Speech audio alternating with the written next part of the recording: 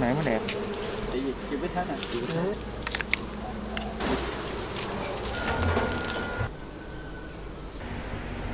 Lấy làm sao?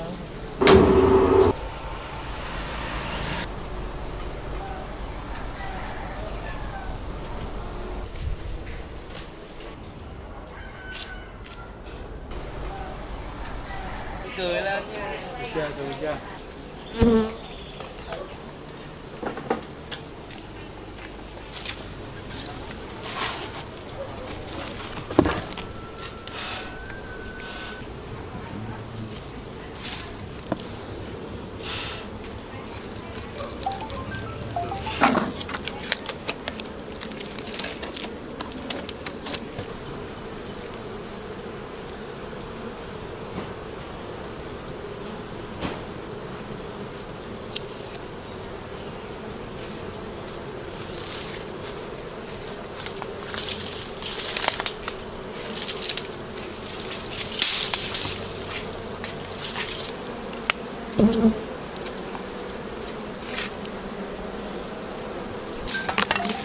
Đạt xong quá.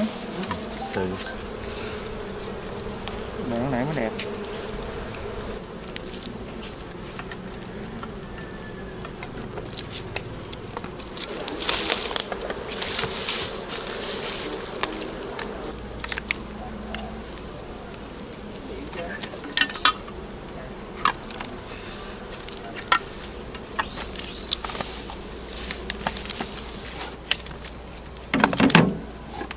tại vì chưa biết hết nè.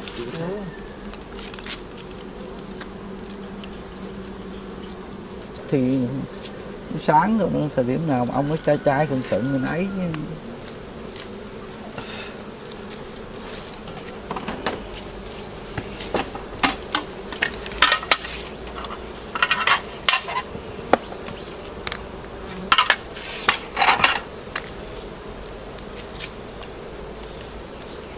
Chứ không cười đi đẹp.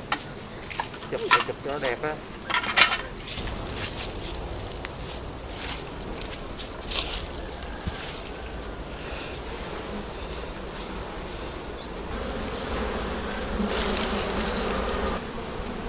Được.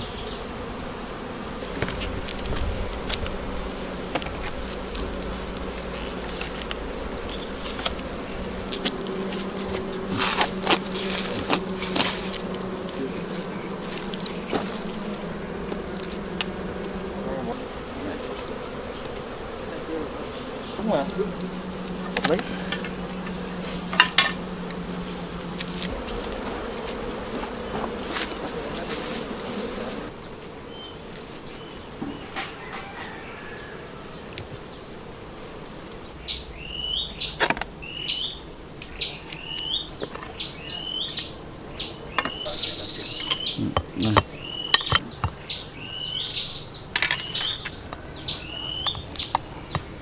Từ từ lấy lên từ từ. Dạ.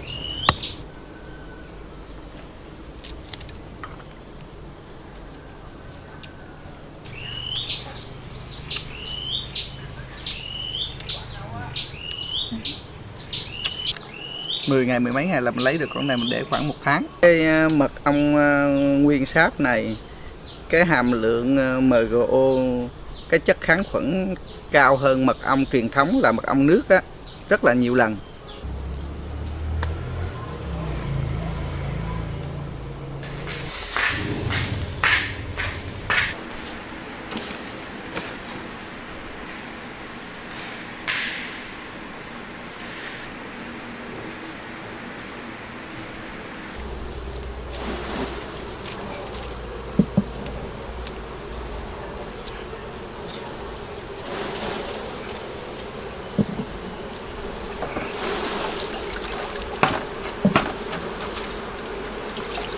Đâu nữa. Hai bên đây.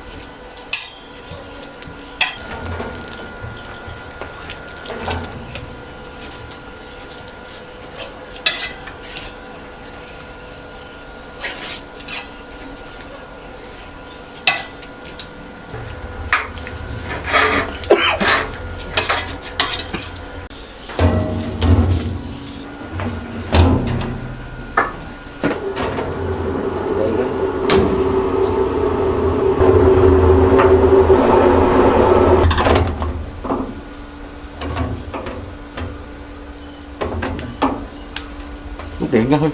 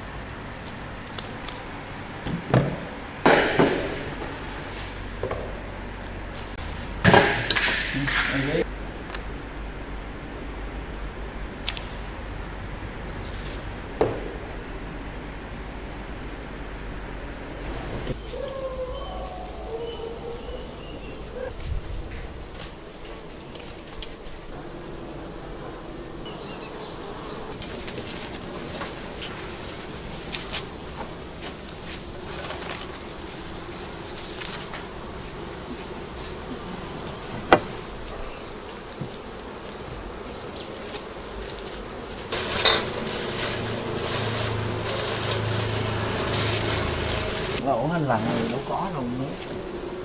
Để đổi hai lần này được cái gì.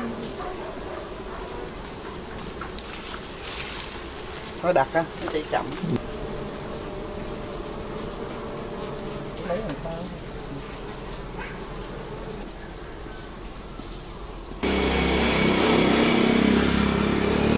Mặt này trong này mà. Ừ. Hai đá.